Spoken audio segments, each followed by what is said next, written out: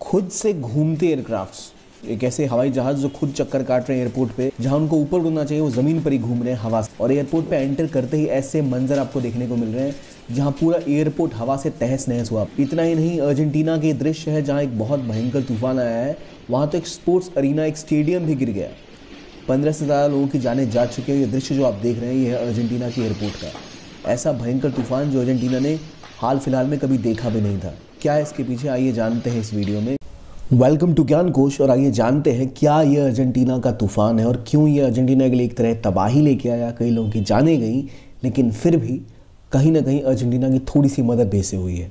समझते हैं इस चीज़ को। पहली बात, जो वहाँ के ब्यूनस एयर्स का इलाका है, जो अर्जेंटीना की राजधानी है, वहाँ ऐसा तूफान आया कि जो एयरक्राफ्ट्स एयरपोर्ट पे पार्क थे वो भी हिलने लग गए, घूमने लग गए, क्योंकि हवा की स्पीड 150 किलोमीटर प्रति घंटे से भी ज़्यादा तेज़ थी। और इस तबाही में 13 लोगों की जानें जा चुकी हैं, 2 लोग उरुग्वे में मारे गए, 15 लोगों से ऊपर की जानें जा चुकी हैं। अगर आप देखिए पहले अर्जेंटीना की एक सैटेलाइट इमेज, तो यहाँ आपको ऊपर एक बड़ा सा बादल का समूह जाता हुआ दिख रहा होगा। इसी ने मचाया है यहाँ पर इतना बड़ा तूफान, इतनी बड़ी तबाही। असल में अर्जेंटीना एक साउथ अमेरिकन कंट्री है, यानी दक्षिण अमेरिका में बसा हुआ एक देश। साउथ अमेरिका के कॉन्टिनेंट के ठीक नीचे अर्जेंटीना आता है। इसके पास यहाँ चिली जैसा, एक मिर्च जैसा एक और देश बना हुआ है। तो अर्जेंटीना में असल में आपको इस मैप में भी दिख रहा होगा, बादल बादल दिख रहे हैं, और इन्हीं बादलों ने पुश किया पूरे अर्जेंटीना के ऊपर ये तूफान, जिसने यहाँ बहुत बड़ी तबाही मचाई है। ये तूफान इतना भयावह है कि यहाँ 93 माइल्स पर आवर, यानी अगर हम किलोमीटर प्रति घंटे में बात करें तो 145 से लेकर 150 किलोमीटर प्रति घंटे की रफ्तार से हवाएं बही हैं, जिसने यहाँ तक कि एक स्पोर्ट्स सेंटर की छत को गिरा दिया, एयरक्राफ्ट को एयरफील्ड पे दौड़ाया, पेड़ गिरे, घर गिरे, मकान गिरे, और लोग डरे हुए हैं। लेकिन इससे पहले अर्जेंटीना एक बहुत बड़ा सूखा भी झेल रहा था। तो कहीं ना कहीं कुछ राहत भी उनके किसानों के लिए ज़रूर है। लेकिन ये जो तबाही अर्जेंटीना में मची, इसके लिए पहले देखते हैं इसकी लोकेशन। ये है अर्जेंटीना, और एक बहुत बड़ी कंट्री है अर्जेंटीना। साउथ अमेरिका की ब्राज़ील और अर्जेंटीना ही 2 मेजर कंट्रीज़ मानी जाती है। भारत इनके साथ संबंध भी डेवलप कर रहा है, लेकिन यहाँ अचानक आए तूफान ने चीज़ों को बदल दिया। इससे पहले अर्जेंटीना पिछले काफ़ी महीनों से एक हिस्टोरिक ड्राउट फेस कर रहा था, एक सूखा फेस कर रहा था, जिस सूखे की वजह से यहाँ के किसान बहुत चिंतित थे। अर्जेंटीना है एक छोटा सा देश, लेकिन सोयाबीन और सोया ऑयल का एक की एक्सपोर्टर है। बहुत ज़्यादा सोयाबीन ही एक्सपोर्ट करता है, और इसके अलावा कुछ दालों का भी व्यापार ये करता है। कई और कॉर्न जैसे एक बहुत महत्वपूर्ण चीज़ है जो अर्जेंटीना से एक्सपोर्ट की जाती है। इन दोनों को ही पानी की ज़रूरत थी, और यहाँ सालों से ये जो एक्सपोर्ट क्रॉप्स है यहाँ की इकॉनमी का एक बड़ा हिस्सा रही है। लेकिन अब बारिश ना होने की वजह से समस्याएं बढ़ रही थी, और इस तूफान ने बारिश लाई, लेकिन बारिश से ज़्यादा तबाही मचाई। पूरे अर्जेंटीना में, स्पेसिफिकली इस इलाके पर बादल छाए रहे जहाँ बहुत से लोगों की जानें गई हैं। अब ये होने के बाद समस्या इतनी बढ़ गई अर्जेंटीना में कि इनके राष्ट्रपति ने एक शोक अगले 72 घंटे तक डिक्लेयर कर रखा है पूरे के पूरे अर्जेंटीना में। इनकी जो पोर्ट सिटी है बाहिया ब्लांका, यहीं पर एक स्पोर्ट्स सेंटर पूरा का पूरा कोलैप्स कर गया, छत गिर गई उसकी, जिसके अंदर कई लोग इंजर्ड हो गए। हालांकि मृत्यु लोगों की संख्या अभी तक कम है, लेकिन ये संख्या और बढ़ सकती है।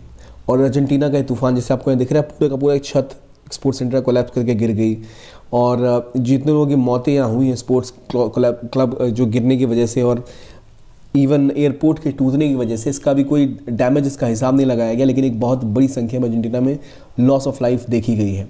असल में अर्जेंटीना एक ऐसी कंट्री है जहाँ पर हम 2 फेनोमेना जनरली देखते हैं। एक फुटबॉल, तभी इसका जिक्र आता है क्योंकि लायनल मेसी यहाँ के फेमस फुटबॉलर हैं, वरना भारत में अर्जेंटीना के प्रति उतना अवेयरनेस यानी जागरूकता नहीं है। लेकिन एक बहुत महत्वपूर्ण देश है ग्लोबल सिनेरियो में।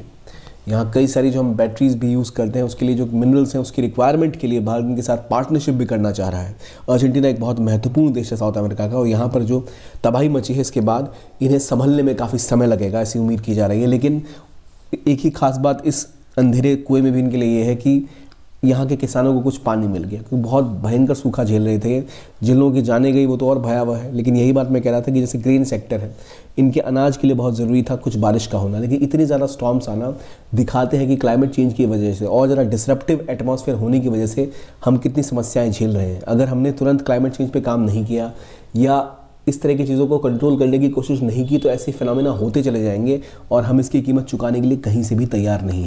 इस बारे में बात करें इससे पहले की इन्फॉर्मेशन आपके लिए और कि अगर आप यूपीएससी की तैयारी कर रहे हैं और 2025 का अटैम्प्ट आपको लेना है, तो बहुत इंपॉर्टेंट है आपके लिए कि अपनी प्रिपरेशन पे फोकस करें, और वो भी ऐसे कि क्या क्वेश्चंस इंपॉर्टेंट है, किन को पढ़ना है, कंसिस्टेंसी कैसे मेंटेन रहे। इतना बड़ा टाइम है, ये ना सोचे कि बहुत टाइम पड़ा है, आप तुरंत अपना फोकस लूज कर देंगे। 10 दिन छोड़ेंगे तो रिदम टूट जाएगा। रिदम को बरकरार रखना बहुत ज़रूरी है। इस बात को PW OnlyIS अच्छे से समझता है।